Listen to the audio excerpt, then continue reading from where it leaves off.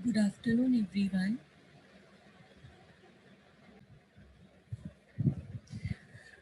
This is the question which we will be doing now. Calculate quick assets from the following information. Calculate quick assets. Now, quick assets are those assets, actually are current assets which are there in the company for shorter period of time and can be converted into cash easily. So quick assets के दो point हैं. एक तो वो company में shorter duration के लिए रहता है और दूसरा उसको हम कैश में कन्वर्ट करने में इतनी मुश्किल नहीं है. It can be converted into cash easily. So now plant and machinery दिया है, ये तो बिजनेस में ज़्यादा टाइम के लिए रहता है. Goodwill is intangible reputation of the company, ये भी ज़्यादा समय के लिए रहता है. Debtor, yes, this is there in the company but shorter period of time. Bills receivable also is there in the company and for shorter period of time. Cash भी है business में and it is there for shorter period of time. Am I audible? Is there for shorter period of time. Stock. Now, stock is there in the business for shorter period of time, but is not easily converted into cash. Cash जो अपना stock जो है वो easily cash में convert नहीं हो सकता. 1 minute we see, your stock is there in the business but stock is there in the business for shorter period of time, लेकिन स्टॉक को इजीली कैश में कन्वर्ट नहीं कर सकते बिकॉज स्टॉक को सेल करना और स्टॉक को कैश में कन्वर्ट करने के लिए उसको सेल करना पड़ेगा एंड स्टॉक को सेल करना इतना इजी काम नहीं है. नहीं तो everyone will start doing business. Prepaid expenses मतलब एक्सपेंसेस पेड इन एडवांस. एक बार हमने किसी खर्चे के लिए पैसा दे दिया तो उसके बाद वो पैसे हमें वापस मिलना इज वेरी डिफिकल्ट. एंड एक बार गुड्स के लिए हमने एडवांस दे दिया, उसके बाद हमें गुड्स लेना पड़ेगा पर एडवांस वापस लेना इज नॉट वेरी इजी. तो यहाँ पे 3 नॉन क्विक करंट असेट्स है: stock, prepaid expense and advance for goods. हमें क्या कैलकुलेट करने के लिए बोला है? What they want us to calculate? Only quick assets. They want us to calculate only quick assets. तो we have to calculate only quick assets. So quick assets में, quick assets are current assets. So current asset are there in the business for shorter period of time. तो current asset में non quick assets को छोड़ के सब assets quick, बाकी current asset लिखना है. तो डेटर है हमारे पास, बिल्स रिसीवेबल है. बिल्स रिसीवेबल का अमाउंट क्या है? 50,000. एंड हमारे पास है cash balance. So cash balance का अमाउंट कितना है? 50,000. So how much is the total? Total कितना होता है? 1,20,000. सो दिस इज क्विक असेट. हमने क्या नहीं लिया? हमने ये 3 चीज नहीं लिया बिकॉज ये अगर क्वेश्चन में बोला होता कैलकुलेट नॉन क्विक असेट्स तो हम ये 3 का टोटल बता देते. अगर हमें क्वेश्चन में बोला होता फिक्स असेट कैलकुलेट करो तो हम ये 2 को ले लेते because plant and machinery is a tangible fix asset and goodwill is a intangible fix asset. तो हमें तो लेकिन बोला गया क्विक असेट, तो हमने करंट असेट्स को कैलकुलेट किया जो कि इजीली कन्वर्टेबल इनटू कैश है. तो क्या into cash, convertible into cash, तो कैश बैलेंस को तो हमें कंसिडर करना ही पड़ेगा as quick asset. So we got the total of quick asset is 1,20,000. So this sum is done. ये sum हो गया. Now we will come to the next sum in which they want us to calculate working capital. So calculate working capital from the following information. Calculate working capital from the following information. So working capital के लिए हमें क्या चाहिए? What do we want to calculate working capital? Working capital के लिए we require, so working capital is equal to current asset minus current liabilities. हमें क्या चाहिए, करंट असेट चाहिए और करंट लाइबिलिटीज चाहिए to calculate working capital, because current asset में से हम करंट लाइबिलिटीज माइनस करते हैं तो हमें मिलता है working capital. So working capital is very, working capital calculate करने के लिए we require two things, current asset as well as current liabilities. Now let us read the question. Plant and machinery fixed asset है, tangible है, vehicle because fixed asset are in the business for long period of time. Tangible assets are those fixed asset which can be seen, touch and felt. So plant and machinery, vehicle, ये दोनों ही fix asset है, तो यहाँ पे इसको ignore करना पड़ेगा because we want current asset and current liability. तो इन्वेंट्री हमारे पास है, इन्वेंट्री मीन्स स्टॉक, इन्वेंट्री किसको बोलते हैं, स्टॉक को। तो inventory is non quick current asset, correct. Inventory क्या है, नॉन क्विक असेट है, इन्वेंट्री मतलब स्टॉक। गुडविल मतलब क्या, गुडविल मतलब इंटैंजिबल असेट, पर हमें तो current asset and current liability चाहिए, तो एक करंट असेट हमें मिला इन्वेंट्री। फिर हमारे पास है trade receivable. Can you tell what is trade receivable? Trade receivable मतलब debtor and bill receivable. Trade receivable का मीनिंग होता है debtor and bill receivable. So trade receivable में दो चीज आता है, trade receivable, trade receivable means what, one minute, trade receivable में दो चीज आता है। Trade receivable is equal to debtors plus bills receivable, plus bills receivable. According, trade receivable, as I told you, is debtors plus bills receivable. Now trade receivable मतलब ये आएगा current asset में, debtor भी करंट असेट है, bill receivable भी current asset है, so ये आ जाएगा। इसके बाद we have cash balance. See one minute था, दिस इज अ मिस्टेक, मैंने इन्वेंट्री दो बार दिखा दिया, तो मैं इसको यहाँ से निकाल देती हूँ from the question. Cash balance is what, cash balance is current asset.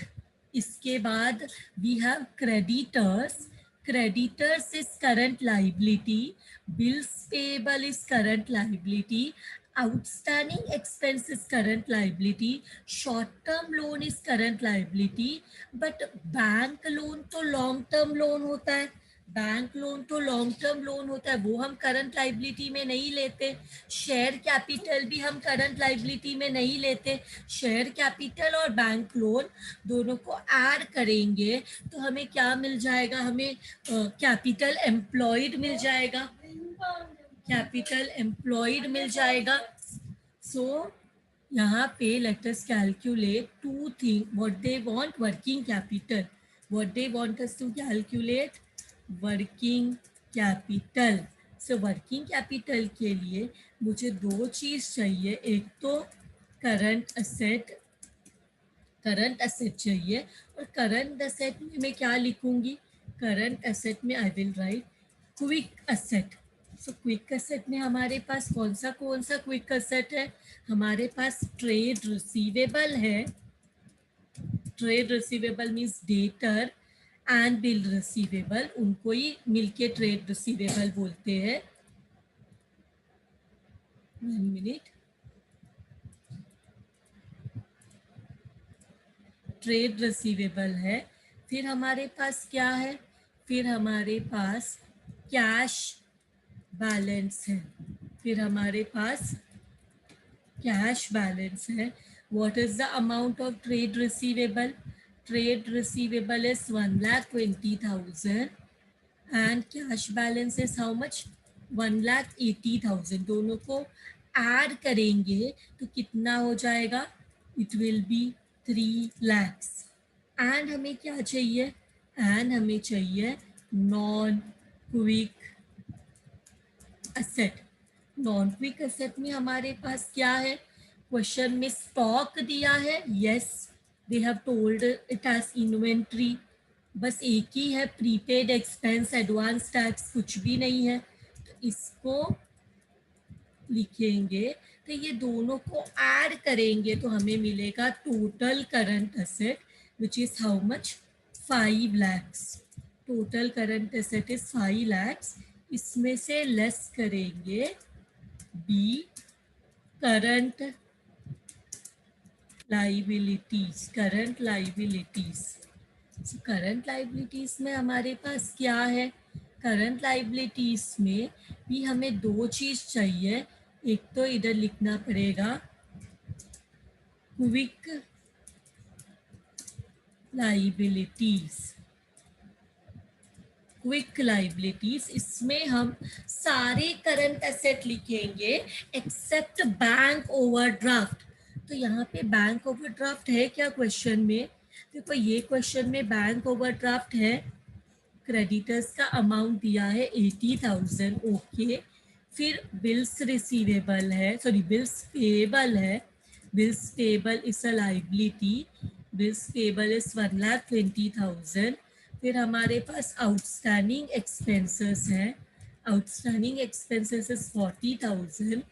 फिर हमारे पास शॉर्ट टर्म लोन है, short term loan, short term loan is 60,000। Now tell me, bank loan और शेयर कैपिटल ये दोनों हम नहीं लेंगे, बिकॉज बैंक लोन मतलब लॉन्ग बोरोड फंड, जब लंबे समय के लिए लोन लेते हैं तो बैंक लोन होता है, एंड शेयर कैपिटल ओनर्स का फंड है, तो हम लोग करंट ये सब ज़्यादा टाइम के लिए रहता है, तो ये सबको when we add, because question में एक और चीज़ लिख लेते हैं, नॉन क्विक लाइबिलिटी है ही नहीं, इसको नील लिखना पड़ेगा, नॉन क्विक लाइबिलिटी इस नील। तो दोनों का इसको टोटल करेंगे तो कितना हो जाएगा, 80 + 1,20,000 2 लाख, तो ये हो जाएगा 3 lakh. No now tell me, तो एक मिनट एक लाइन नीचे ही लिख देती हूँ, ये अमाउंट निकालना है, तो ये अमाउंट को बोलेंगे total current liability. 1 minute, let me take it here।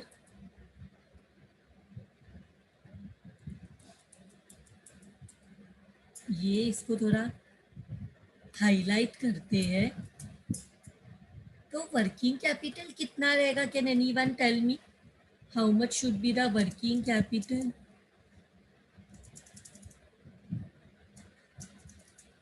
Working capital कितना रहेगा, yes correct answer, working capital is current asset minus current liability, so working capital is A minus B, that is current asset minus current liability, which is equal to 2 lakhs। और हमें क्या calculate करने बोला था, working capital, जो हमने calculate कर लिया, तो ये this one is done, with this sum is done. Now one more small sum, one more small sum, in this sum हमें क्या कैलकुलेट करना है, calculate share holders fund. Share holders fund किसको बोलते हैं, ओनर्स फंड को बोलते हैं।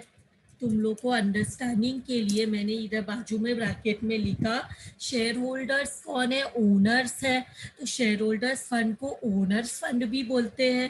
तो from the following information we have to calculate share holders fund. तो शेयर होल्डर्स फंड में क्या क्या दिया है, इक्विटी शेयर कैपिटल दिया है, यस शेयर कैपिटल में आता है, प्रेफरेंस शेयर कैपिटल दिया है, ये भी शेयर कैपिटल में आता है, फिर जनरल रिजर्व दिया है, ये तो रिजर्व है, मतलब शेयर होल्डर का हक उनके कैपिटल में होता है, रिजर्व में होता है, तो और लॉसेस होगा तो वो भी हम लोग माइनस करेंगे। तो बैंक लोन जो दिया है ये तो शेयर होल्डर फंड नहीं है, ये तो बोरो करने वाला फंड है। जब हम बैंक से लोन लेंगे, दिस हमें इग्नोर करना पड़ेगा। This bank loan we have to ignore because it is money taken from outside, not from the owners. तो बैंक लोन नहीं आएगा, but profit and loss account will come. Sinking fund भी reserve है, sinking fund भी profit है, जो debenture को वापस करने के लिए जो हम सेविंग करता है company, that is known as sinking fund. तो यहाँ पे तीन रिजर्व है, one is general reserve, second is profit and loss account, third is sinking fund. फिर उसके बाद एक preliminary expense and discount on issue of shares क्या है, ये लॉसेस है। अगर प्रॉफिट्स, अगर रिजर्व ओनर्स को मिलेगा, शेयर होल्डर्स को मिलेगा, तो लॉसेस भी तो उनको ही मिलना चाहिए। तो उनके प्रॉफिट में से ये लॉस को माइनस करेंगे। ये preliminary expense and discount on issue of share both are known as miscellaneous expenses and losses. या तो इसको बोल सकते हैं फिक्टिशियस असेट्स, इसको बोल सकते हैं फिक्टिशियस असेट। तो ये हमें share capital and reserve and surplus से ये दोनों को माइनस करना है। तो let us find out what they have told. Share holders fund, तो शेयर होल्डर्स फंड को तुम लोग ओनर्स फंड भी बोल सकते हो। इसमें आता है शेयर कैपिटल, इसमें what we will write, share capital. तो शेयर कैपिटल में कितने टाइप के शेयर कैपिटल है, देखो क्वेश्चन में दिया है। Both equity share capital is there which is 3 lakhs, and what is there, preference share capital है। Preference share capital, preference share capital is how much, 2 lakhs। तो ये दोनों को ऐड करने पे शेयर कैपिटल मिल जाएगा 5 lakhs। फिर हमें चाहिए B, small B, reserves and surplus. We want reserves and surplus. तो रिजर्व्स एंड सरप्लस में कौन सा रिजर्व है, we have general reserve. Amount कितना है जनरल रिजर्व का, 1,80,000। फिर हमारे पास है profit and loss account. What is the amount of profit and loss account, 1,20,000। फिर हमारे पास क्या है, सिंकिंग फंड। सिंकिंग फंड का अमाउंट कितना है, 2 lakhs। दोनों को ऐड करो कितना होता है, तीनों को ऐड करो, I am sorry, 1,80,000 plus 1,20,000 3 lakh plus 2 lakh is 5 lakh। ये दोनों को ऐड करके भी 5 lakh होता है। अब दोनों का टोटल निकालो, दोनों पूरा मिला के शेयर होल्डर के पास प्रॉफिट है 10 लाख। ये प्रॉफिट में से कोई लॉस हो तो माइनस करना है। तो लॉसेस को हम क्या बोलेंगे, लॉसेस को हम बोलेंगे फिक्टिशियस असेट। लॉसेस को बोलेंगे फिक्टिशियस असेट। तो कौन सा दो हमारे पास फिक्टिशियस असेट भी है, प्रिलिमिनरी एक्सपेंसेस। अमाउंट कितना है प्रिलिमिनरी एक्सपेंसेस का, 40,000। फिर हमारे पास है discount on issue of shares which is how much, 60,000। दोनों को ऐड करो कितना होता है, 1 लाख। तो how much is the share holders fund, कितना है share holders fund. Share holders fund यहाँ पे लिख लेते हैं, शेयर होल्डर्स फंड मतलब ओनर का पैसा कितना है, इट इज 9 लाख। इसमें हमने क्या किया, हमने शेयर कैपिटल के को से क्या, शेयर कैपिटल उनका कैपिटल है जो उन्होंने बिजनेस में डाला है, उसके साथ उनको प्रॉफिट्स मिलता है। तो प्रॉफिट्स को ऐड किया, 5 लाख, कैपिटल है 5 लाख। फिर लॉसेस जो था फिक्टिशियस असेट, उसको माइनस किया, तो हमें मिला share holders fund. With this sum also gets over. So this is the chapter which I will be explaining you now. Ratio analysis and interpretation. Now you will ask me, what is ratio? Ratio analysis में and interpretation में there are three words which we have to understand. First one is ratio. Ratio matlab comparison. Ratio shows the relationship between two numbers. अगर हम simple language में बोले तो दो number के बीच में रिलेशनशिप बताने के लिए हम रेशो का यूज करते हैं, but ratio actually is use to make comparison between two variables. दो चीजों के बीच में कंपैरिजन करने के लिए हम रेशो का यूज करते हैं। एंड रेशो एनालिसिस, एनालाइज करना मतलब दो चीजों के बीच में कंपैरिजन करना, एनालाइज करना, वेरीफाई करना, चेक करना कि ये दोनों चीजों के बीच में क्या सिमिलैरिटीज है, क्या रिलेशनशिप है दो चीजों के बीच में। दो चीजों को जब हम कंपेयर करते हैं तो हम ये वेरीफाई करने की कोशिश करते हैं कि इन दो चीजों के बीच में क्या रिलेशनशिप है। Ratio is use to show the relationship between and to make comparison between two numbers or two variables.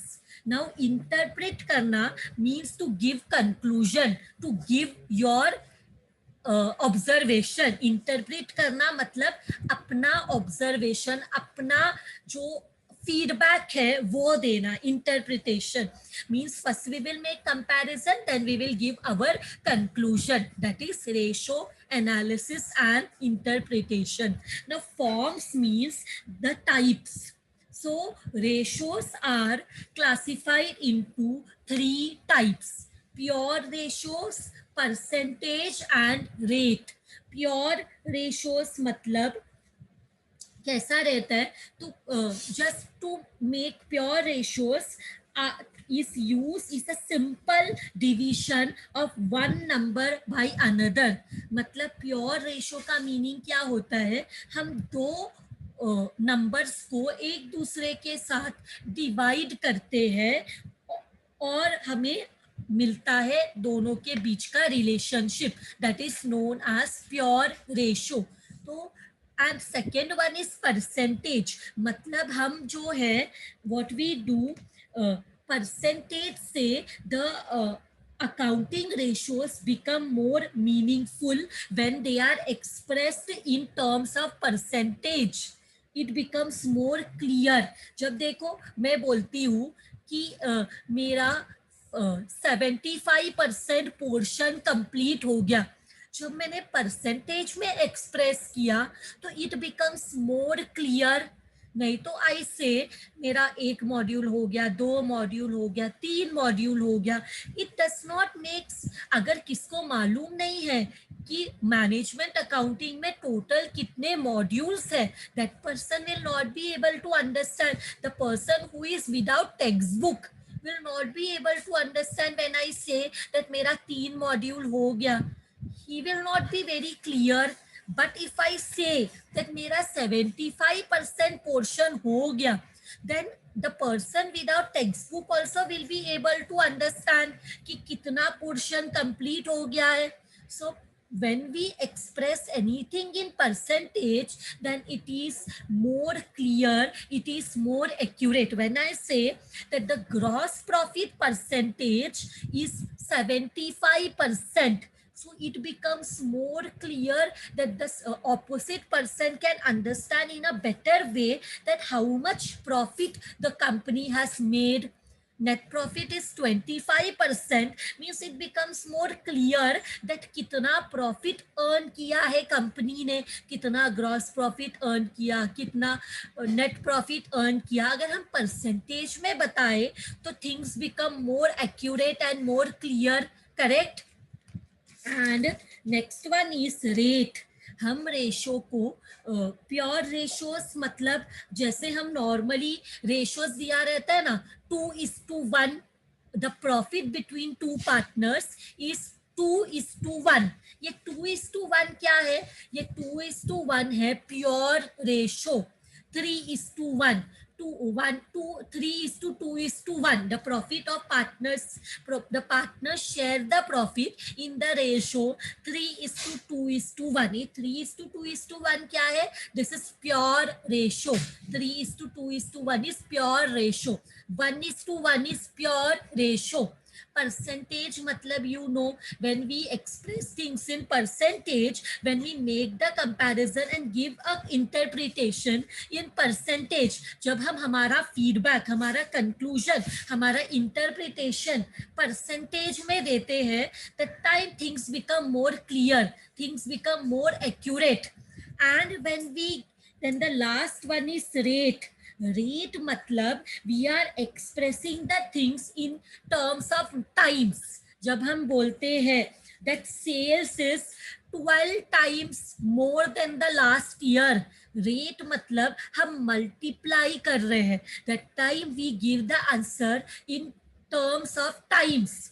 तो हम लोग यहाँ पे रेशो में 3 तरह से अपना इंटरप्रिटेशन दे सकते हैं. इंटरप्रिटेशन मीन्स हमारा कंक्लूजन दे सकते हैं, हमारा फीडबैक, हमारा आंसर 3 तरीके से एक्सप्रेस कर सकते हैं. एक तो in term of pure ratio, which you can say, pure ratio you can say, example you can say that 2:1. This is expressed in pure ratio.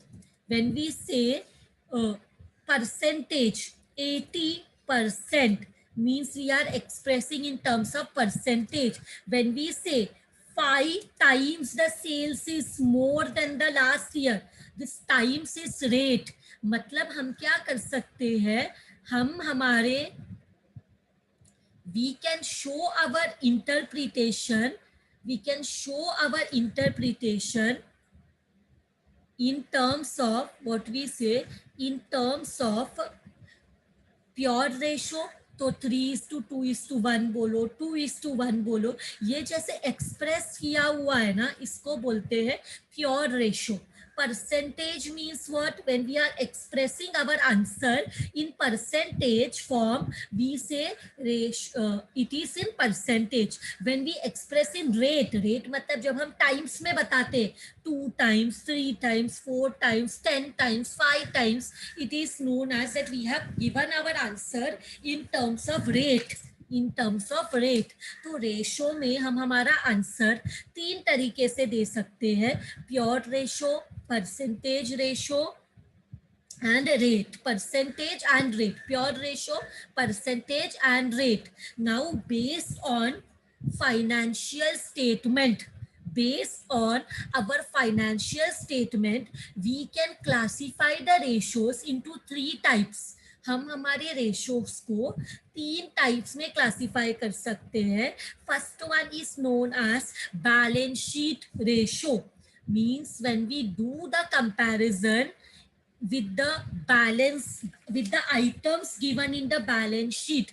जब हम बैलेंस शीट में जो चीजें दी हुई है उसको लेकर कंपैरिजन करते हैं. जब बैलेंस शीट में जो चीजें दी हुई है उसको देकर जब हम कंपैरिजन करते हैं, तो उसको हम जैसे current asset and current liabilities, जब हम current asset and current liabilities को कंपेयर करते हैं, that time current asset is also found in balance sheet and current liability also is found in balance sheet. जब हम ये दोनों चीजों का कंपैरिजन करेंगे तो it will be known as balance sheet ratios. Second one is known as profit and loss ratio, profit and loss account ratios.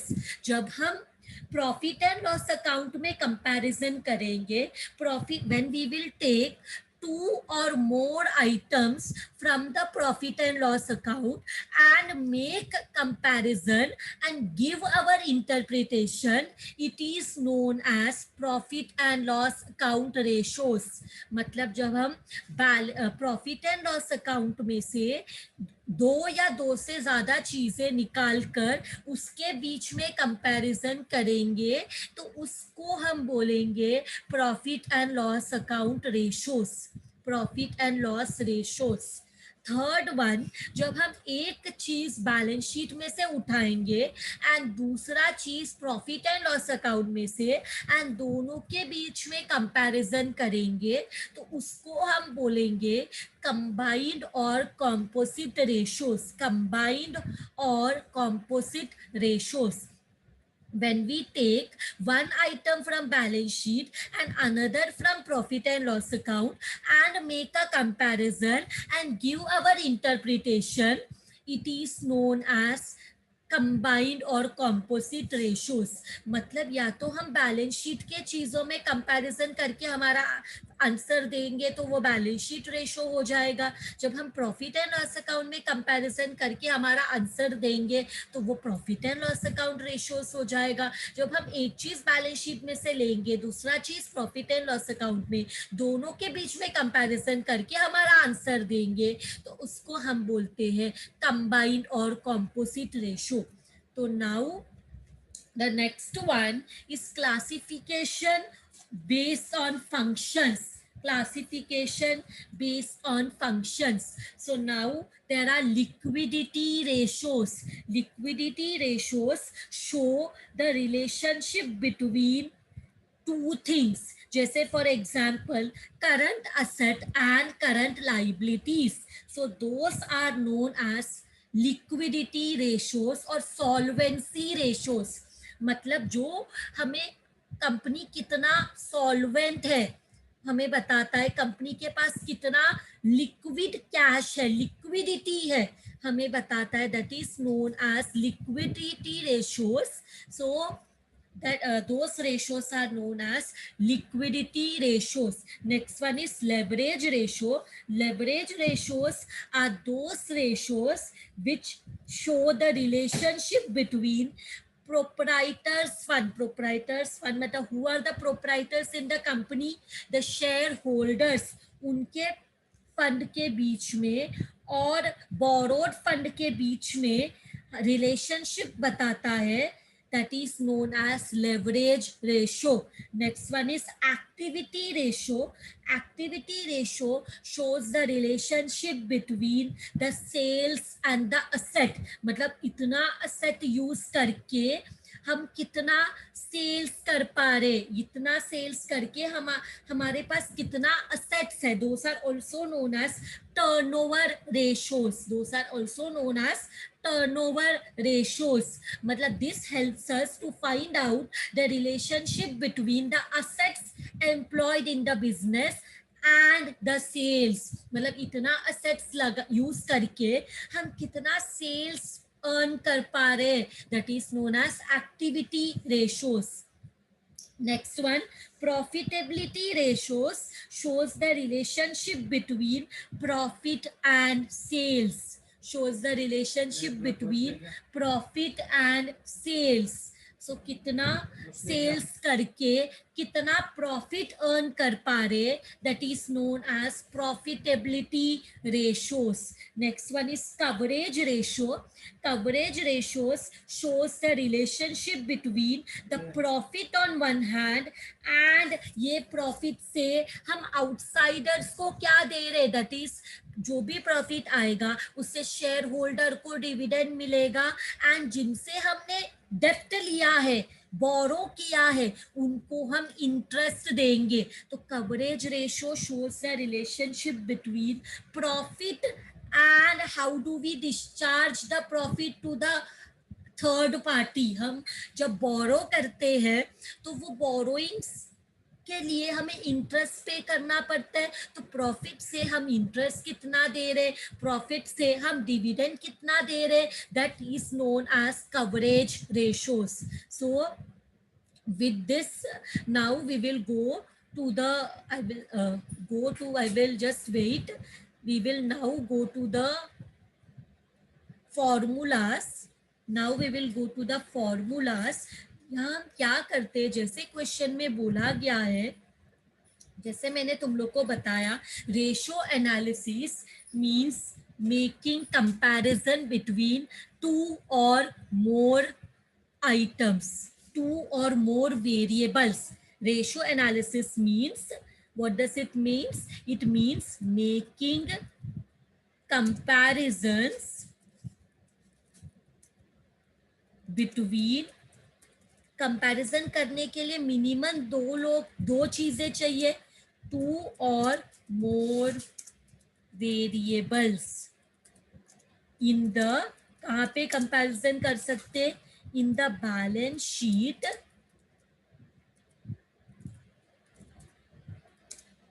Profit and loss account, balance sheet बोल सकते, रेवेन्यू अकाउंट बोल सकते, तो profit and loss account को revenue ratios भी बोल सकते, और बोथ ऑफ देम, और बोथ ऑफ देम, मतलब हम कंपैरिजन कर सकते हैं with two or more than two variables in the balance sheet or the revenue account. Revenue account means profit and loss account and trading account को एक साथ हम revenue account बोलते हैं. इसका फॉर्मेट में आगे के लेक्चर में एक्सप्लेन करूंगी.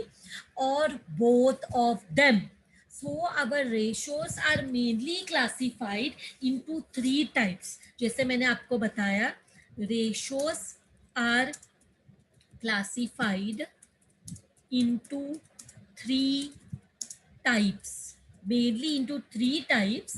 तो पहला वाला हम लोग आज डिस्कस करेंगे, is known as balance sheet ratios. क्या इनको बोलते हैं? Balance sheet ratios. Next lecture में हम इसके सम्स करेंगे. Now I will explain you the balance sheet ratios. Now the first one is known as the current ratio. Now what do you mean by the current ratio?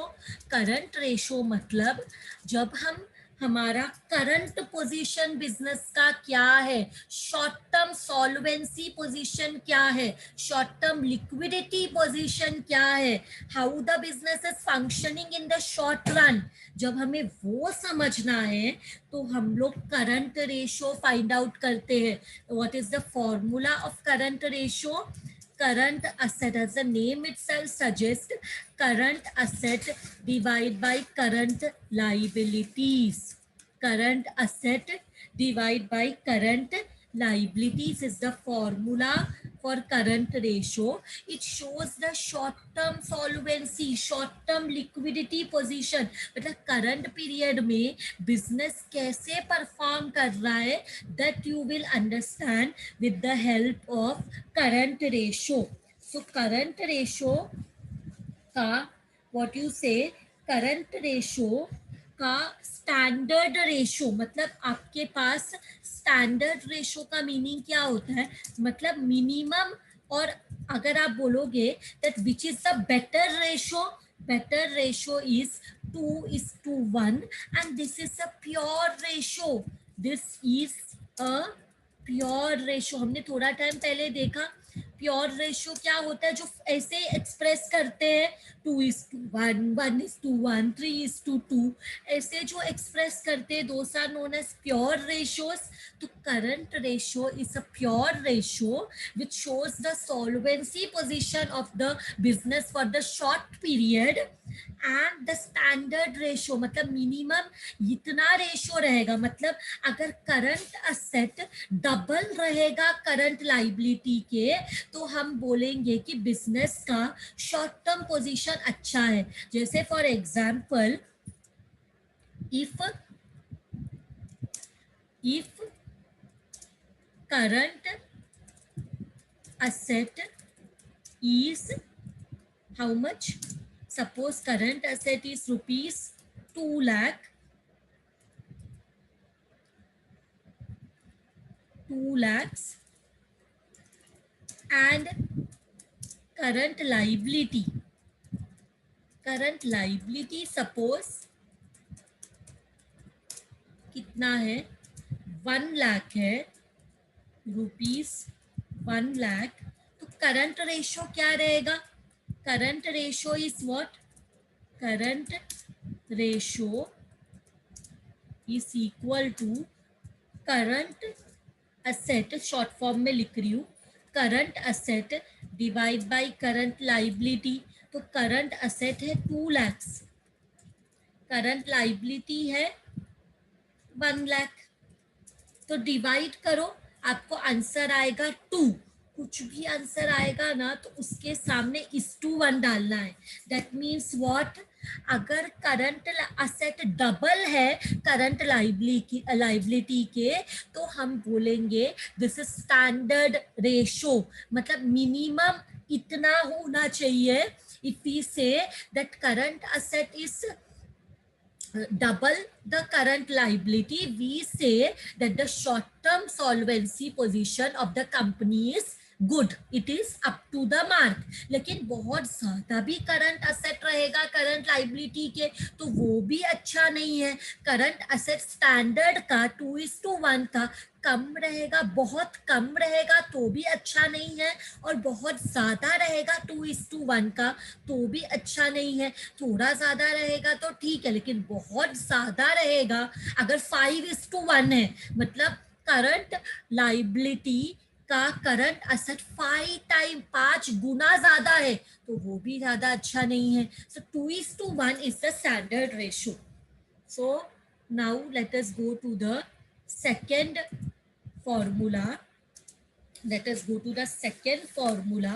1 minute, this one was, इसको मैंने ऐसे दिया ना 1, now I will remove this, इसको 1 देना है। Current ratio is the first one, and now let us see what is the current second, कौन सा रेशियो है उसको हम बोलते हैं क्विक या तो लिक्विड रेशो। क्विक या तो liquid ratio. Now what do you mean by quick ratio या लिक्विड रेशो? क्विक रेशो या लिक्विड रेशो मीन्स, हम लोग जानना चाहते हैं इसका फॉर्मूला पहले देखते हैं। Quick assets divide by quick liabilities. तो दिस शोज कि हमारे पास लिक्विड असेट्स कितना है, वो असेट्स कितना है which can be quickly converted into cash. So liquid assets and those liabilities which can be easily paid up, easily discharged, वो liability कितना है? तो क्विक रेशो का फॉर्मूला है quick asset divide by quick liability. Now you all know what is quick asset, मैंने इससे पहले भी लिखाया है। So I will again write here, quick asset means current asset में से जब हम stock plus prepaid expense plus advance tax minus करेंगे, प्लस एक और है एडवांस फॉर गुड्स, ये माइनस करेंगे करंट असेट में से, ये 4 माइनस करेंगे तो हमें मिलेगा quick assets. Same way quick liabilities क्या है? Quick liabilities is equal to current liability में से जब हम माइनस करेंगे बैंक ओवरड्राफ्ट, जब हम माइनस करेंगे बैंक ओवरड्राफ्ट तो हमें मिलेगा quick liabilities. So non quick asset को जब माइनस करते हैं करंट असेट में से तब हमें मिलता है क्विक असेट, और करंट लाइबिलिटी में से जब नॉन क्विक लाइबिलिटी माइनस करते हैं तब हमें मिलता है क्विक लाइबिलिटी। तो इसका स्टैंडर्ड रेशो क्या है? इसका स्टैंडर्ड रेशो है इक्वल टू 1:1, मतलब current quick liability and quick asset equal रहेगा तो इट इज स्टैंडर्ड, मतलब जितना हमारे पास करंट क्विक असेट है उतना ही क्विक लाइबिलिटी रहेगा, तो हम इसको आइडियल रेशो बोलेंगे। We will call it as ideal ratio, कि that we will say that it is very good, it is very good. इसके बाद next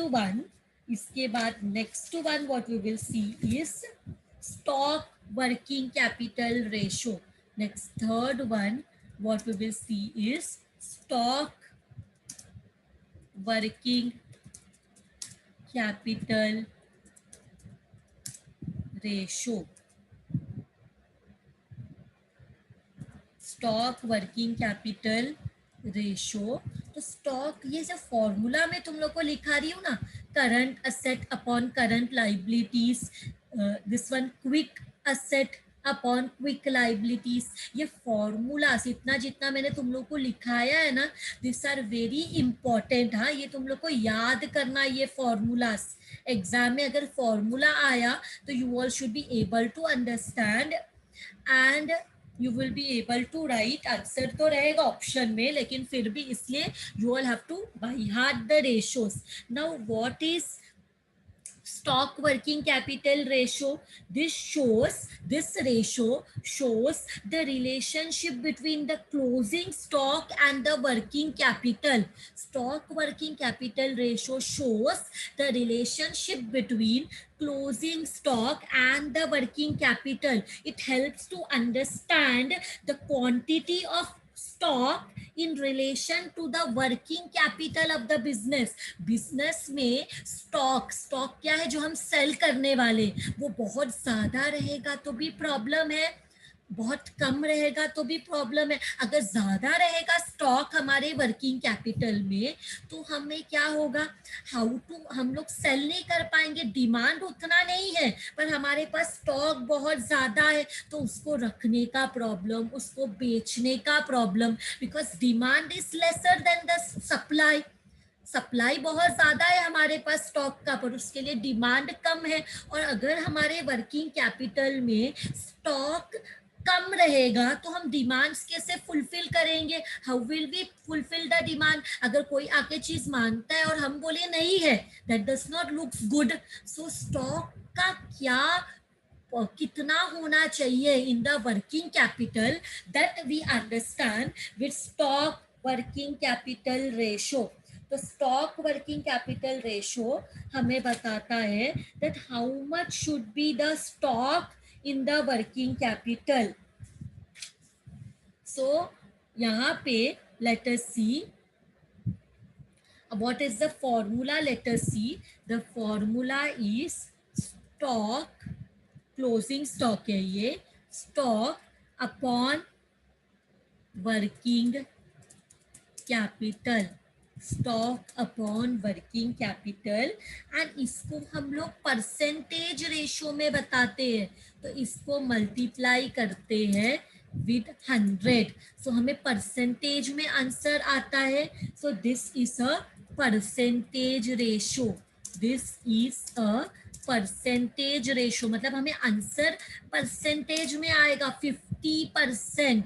this is a percentage ratio that we answer percentage में आएगा, तो हम बोलेंगे कि वर्किंग कैपिटल में स्टॉक का परसेंट 50% है, 60% है, 70% है। तो कभी भी 100% से ज्यादा नहीं होना चाहिए stock in the working capital. So कभी भी it should be less than 100%. So always this should be, stock to working capital should be, this should be less than 100%। ये हमेशा स्टॉक जो वर्किंग कैपिटल में है हमेशा लेस देन 100% होना चाहिए।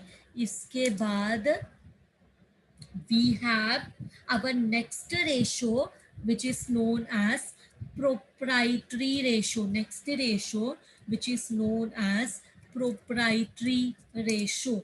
Now the name itself suggests कि proprietors कौन होते हैं? Who are the proprietors? Tell me, proprietor कौन होते हैं? Who are the proprietors? Proprietors means the owners. Proprietors means the owners. So owners जो है बिजनेस में उसको हम प्रोप्राइटर्स बोलते हैं। So this ratio compares proprietors fund with total assets, मतलब हमारे टोटल असेट में प्रोप्राइटर्स मतलब हम लोग क्या होता है, सोर्सेस ऑफ फंड, मतलब ओनर का फंड कितना टोटल असेट में लगा हुआ है। मीन्स हमें यहाँ से पता चलता है कि जितना ओनर्स ने पैसा दिया उसमें से जो असेट खरीदा है वो कितना परसेंट टोटल, वो प्रोप्राइटर फंड से कितना परसेंट असेट खरीदा है। मीन्स हम लोग को जितना भी पैसा मिलता है प्रोप्राइटर से बोरो करके, ओनर से बोरो करके, तो हमें जो भी पैसा मिलता है that we use that we use for what, that we use to purchase assets. हम फिक्स असेट खरीदते हैं, हम इन्वेस्टमेंट करते हैं, हम वर्किंग कैपिटल के लिए पैसा यूज करते हैं। तो proprietors that is owner that is share holders wants to know that उनका पैसा कितना यूज हो गया है टोटल असेट परचेज करने में, उनका पैसा कितना यूज हो गया है टोटल असेट परचेज करने में। So here the formula is, we have to understand the formula. It is proprietors fund. Proprietors fund. 1 minute. O has missed. Proprietors fund. Proprietors fund मतलब क्या? Proprietors fund मतलब owners fund. Owner's fund हमें पता है। Proprietors fund किसको बोलते हैं? Owner's fund को प्रोप्राइटर फंड भी बोलते हैं। Divide by total assets, divide by total assets, इसको भी हम परसेंटेज में बता सकते हैं। तो हमें आंसर परसेंटेज में आएगा कि कितना परसेंट पैसा ओनर का किसमें है। This is also a percentage asset, total asset में इन्वेस्टेड है। This is a percentage ratio. This is a percentage ratio. तो इसका स्टैंडर्ड कितना है? 65। तो इसका स्टैंडर्ड रेशो है, इसका स्टैंडर्ड रेशो है क्लोज टू 65%। सो अगर हमारा 65% तक ओनर्स का पैसा टोटल असेट में इन्वेस्टेड है तो we say that this is okay. Next one is डेब्ट equity ratio. Next one is डेब्ट इक्विटी रेशो। नाउ इसके बाद एक और है, only 6 ratios are there in balance sheet which you all have to remember. So यहाँ पे डेब्ट इक्विटी रेशो। सो डेब्ट इक्विटी रेशो क्या है? डेब्ट equity ratio shows the relationship between debt fund, debt मतलब borrowed fund, equity मतलब owners fund। डेब्ट equity ratio shows the relationship between कि बिजनेस में बोरोड फंड कितना है और ओनर्स फंड कितना है। तो डेब्ट इक्विटी रेशो में हमें पता चलता है कि बिजनेस में डेब्ट fund that is loan fund कितना है और ओनर्स फंड कितना है। So this ratio compares the long term debts with share holders fund और ओनर्स फंड। तो this is also a pure ratio. तो इसका फॉर्मूला क्या है? इसका फॉर्मूला है डेब्ट डिवाइड बाय इक्विटी। डेब्ट डिवाइड बाय इक्विटी। अगर ऐसे नहीं समझा तो हम बोलेंगे लोन फंड तो पता है, loan fund divide by owners fund, loan fund divide by owners fund. तो इसका फॉर्मूला है डेब्ट अपॉन इक्विटी। डेब्ट अपॉन इक्विटी मतलब loan fund upon equity. This is a pure ratio, मतलब ये इस 2:1 में एक्सप्रेस होगा, प्योर रेशो है। तो इसका स्टैंडर्ड कितना है विल टेल यू। इसका स्टैंडर्ड है, स्टैंडर्ड रेशो है इसका 2:1। मतलब अगर डेब्ट डबल है और इक्विटी सिंगल, तो हम बोलेंगे that it is appropriate, proper. मतलब कभी भी बिजनेस में ओनर ज्यादा नहीं होना चाहिए, ओन्ड फंड ज्यादा नहीं होना चाहिए। तुम लोग बोलोगे, अगर मैंने क्वेश्चन पूछा कि बिजनेस में डेप्ट बोरोइंग ज्यादा होना चाहिए या ओनर्स का पैसा, ओनर्स ज्यादा होने चाहिए बिजनेस में, शेयर होल्डर का फंड ज्यादा होना चाहिए या बोरोड फंड ज्यादा होना चाहिए, तो it is always said that business में डेप्ट ज्यादा होना चाहिए, बोरोइंग ज्यादा होना चाहिए as compare to equity. Means ऐसा क्यों? तुम लोग बोलोगे डेप्ट ज्यादा, बोरो ओनर और शेयर होल्डर्स फंड कम, क्योंकि अगर शेयर होल्डर्स, ओनर्स कम रहेंगे तो प्रॉफिट कम लोगों में डिवाइड होगा। अगर ओनर ज्यादा रहेंगे तो प्रॉफिट ज्यादा लोगों में डिवाइड होगा।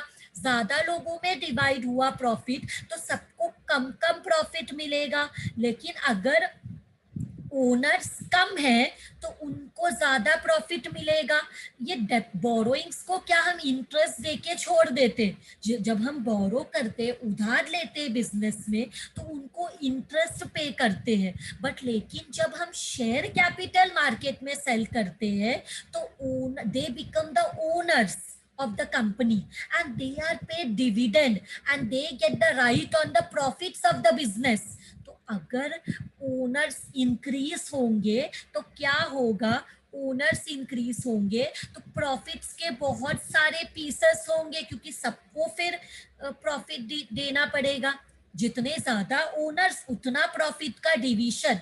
इसलिए it is always recommended that dept should be more compare to equity, dept should be more compare to equity. लेकिन डेप्ट अच्छा है बोल के हम बहुत ज्यादा डेप्ट ले लेंगे तो that is also not good. There should be a balance in डेप्ट also. We say that you will say that it is told that debt is recommended, debt ज्यादा होना चाहिए इक्विटी से। तो हम बहुत ज्यादा बोरोइंग्स, अगर बिजनेस बहुत ज्यादा बोरो करेगा तो भी बिजनेस के लिए अच्छा नहीं है, तो रीपे कैसे करेगा वो बोरोइंग्स को?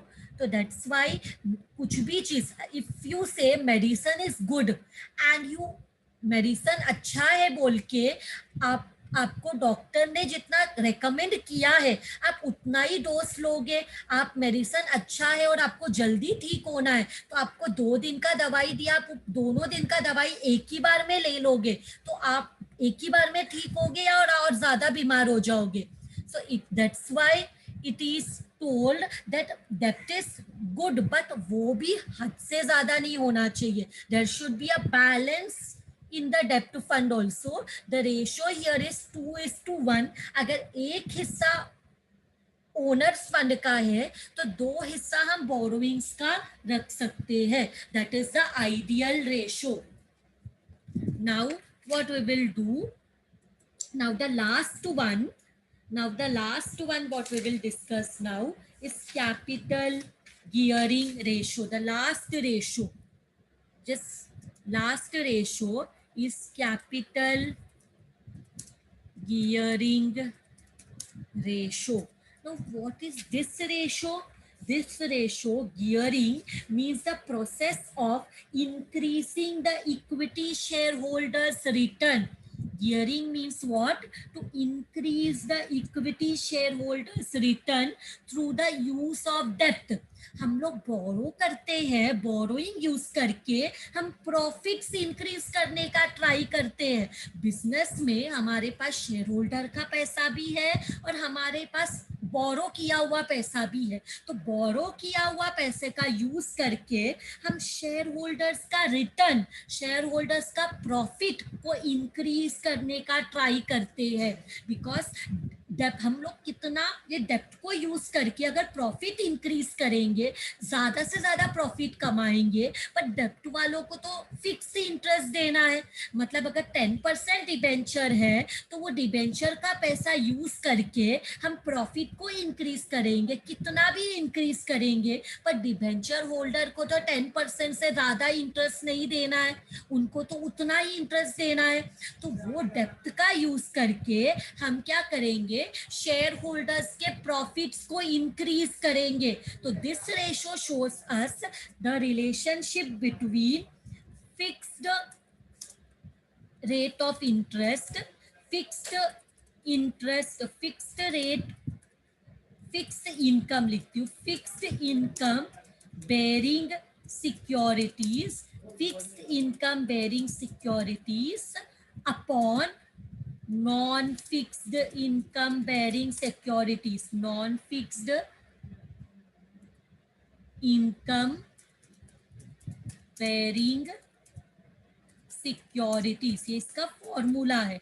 लेकिन ये क्लियर नहीं हो रहा ना, fixed income non fixed income, तो इसको और क्लियर करने के लिए फॉर्मूला क्या है, फिक्स्ड इनकम किसको मिलता है, बोरोड फंड को, तो यहाँ पे लिखेंगे loan fund, loan fund plus एक और को फिक्स्ड इनकम रहता है, that is known as fixed dividend रहता है, प्रेफरेंस शेयर कैपिटल, इनको फिक्स्ड इनकम रहता है, divide by owners fund, owners fund में तो प्रेफरेंस शेयर कैपिटल भी रहता है, तो यहाँ पे से माइनस करेंगे प्रेफरेंस शेयर कैपिटल, मतलब जिनको नॉन फिक्स्ड इनकम रहता है वो तो सिर्फ इक्विटी शेयर कैपिटल है, इक्विटी शेयर कैपिटल को क्या मिलता है, डिविडेंड मिलता है, और उनको फ्लक्चुएटिंग डिविडेंड मिलता है, कभी कम कभी ज्यादा, कभी no dividend, depending upon the profit of the business, depending upon the profit of the business,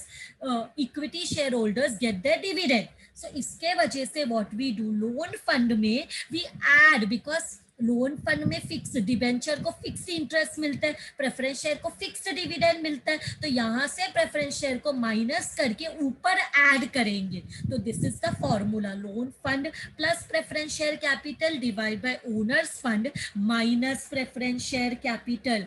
So this is the formula, this is the formula for capital gearing ratio. So capital gearing ratio का formula is this, and इसके साथ I end up the explanation of today's lecture. Thank you everyone.